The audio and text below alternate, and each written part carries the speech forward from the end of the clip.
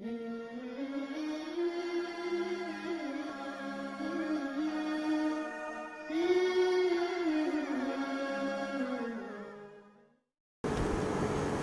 رعد۔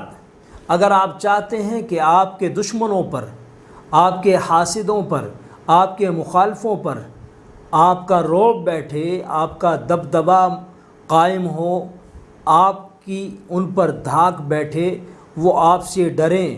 ان کے دلوں میں، ان کے دماغوں میں، ان کی سوچوں میں، ان کی فکروں میں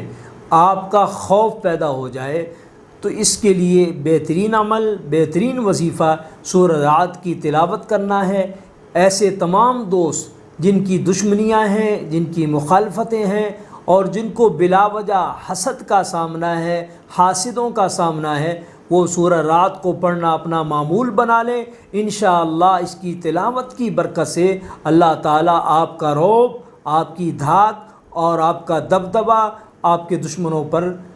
مرتے دم تک بٹھا دیں گے انشاءاللہ۔